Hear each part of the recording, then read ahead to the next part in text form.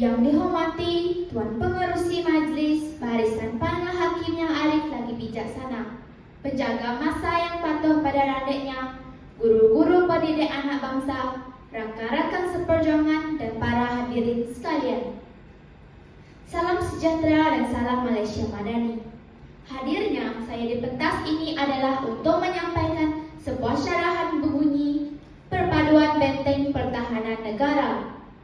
Div-div tetamu yang dihormati, Malaysia merupakan sebuah negara unik terdiri daripada berbilang kaum, bangsa dan agama yang hidup bersama-sama di bawah satu bumbung. Dalam konteks kepelbagaian ini, unsur perpaduan adalah vital diperhatikan demi membentuk kedamaian kehidupan masyarakat Malaysia. Bak kata pepatah, bulat air kerana pembentuk, bulat manusia kerana mafakat. Umum mengetahui sejarah Malaysia bermula pada zaman Kesultanan Melayu Melaka pada sekitar tahun 1400, tetapi jatuh ke tangan Portugis pada tahun 1511, menandakan bermulanya era penjajahan oleh Portugis, Belanda, Jepun dan British selama 446 tahun. Pada tahun 1952, Tunku Abdul Rahman membentuk Parti Perikatan hasil daripada perpaduan antara kaum Melayu, Cina dan India yang telah membawa kepada peristiharan kemerdekaan pada 31 Ogos 1957. Laungan Merdeka yang bergema telah memaparkan betapa pentingnya semangat kekitaan dalam membina tembok pertahanan negara supaya terus hidup harmoni dan bebas daripada naungan pihak luar.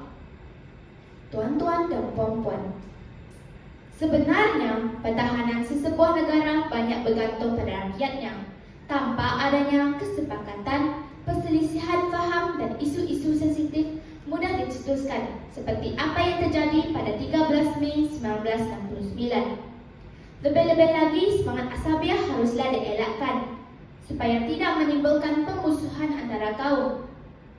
Misalnya, dasar apartheid yang diamalkan di Amerika Syarikat telah mengungkit masalah sosial akibat daripada jurang perbezaan antara golongan berkulit putih dan hitam.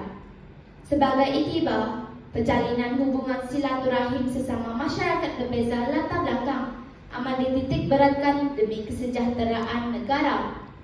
Selain itu, kebutuhan ekonomi turut penting untuk menjamin kedaulatan negara. Pembelanjaan operasi ketenteraan atau kepolisian seperti pembelian aset, latih tubi dan kemudahan haruslah dibekalkan dalam konteks pertahanan negara.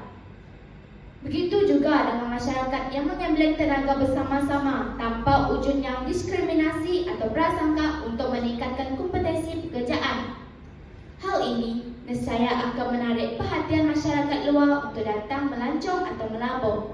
Maka ekonomi negara akan dimantapkan, lalu membentuk sistem pertahanan negara yang stabil. Warga Dewan yang dimuliakan, tambahan pula, usaha pihak pentadbir dalam menguatkuasakan undang-undang negara amat diperlukan untuk membantras masalah sosial hasil kes rasuah supaya tidak menjejaskan keselamatan negara. Nilai patriotisme haruslah diterapkan melalui media sosial. Sistem pendidikan atau aktiviti kemasyarakatan bagi melahirkan masyarakat yang bersifat terbuka dan demokratik dalam menghayati pelbagai keunikan negara Malaysia.